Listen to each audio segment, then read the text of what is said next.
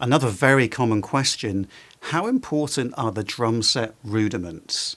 So you may or may not be aware that there are a series of 26 sticking patterns, and they're called the drum set rudiments.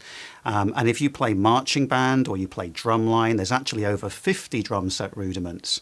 But essentially, the rudiments are sticking patterns that can offer you lots of different musical options on the drum set, but also they're really for building control on the drum set as well. And it's just always been just common wisdom on the drums that you've got to know your rudiments.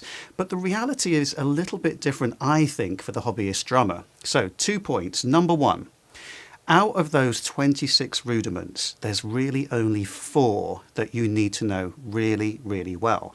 And they are the single stroke, the double stroke, the flam, and the drag.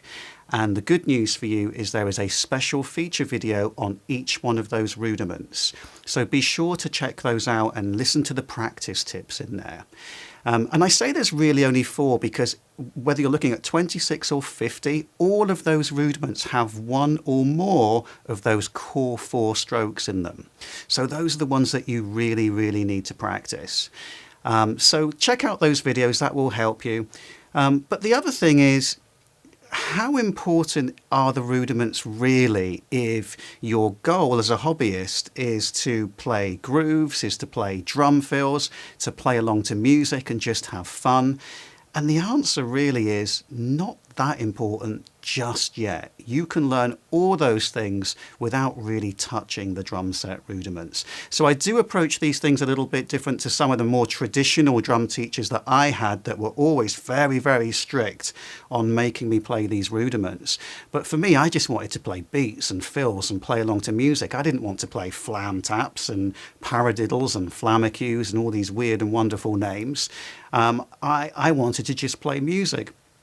But I will say this, when you're ready to bring rudiments into your playing, they are literally life-changing in terms of how you can approach the drum set in a way more musical way, in terms of how you build your control. So in those special feature videos, there are the core 4, and there's a couple more that I think are worthwhile looking at. The paradiddle's on there, the flam accent is on there as well. And those special feature videos, you should look at those as extra curriculum videos. So you've got module 1 with all your drum set lessons and all your notation lessons. As and when you feel like it, watch 1 or 2 of those special feature videos and start building up those rudiments over time. The thing about rudiments is they do take a lot of time to practice. There's no shortcuts. I'm sure you're not looking for shortcuts, but really the only way to be proficient on these drum set rudiments is to spend a lot of time practicing them. So in summary, they are very, very important if you aspire to be a very well controlled musical drummer. But at first, if your immediate goals are play, have fun, play along to music, play beats, play fills, don't worry about them too much just yet. Your drum teacher may have a different view.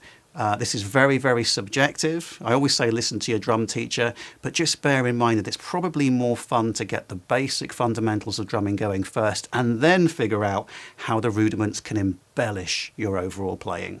There's a written blog on this as well. I'm putting the link on the page before you saw this video. If you have any questions, please feel free to email me, support@drumambition.com.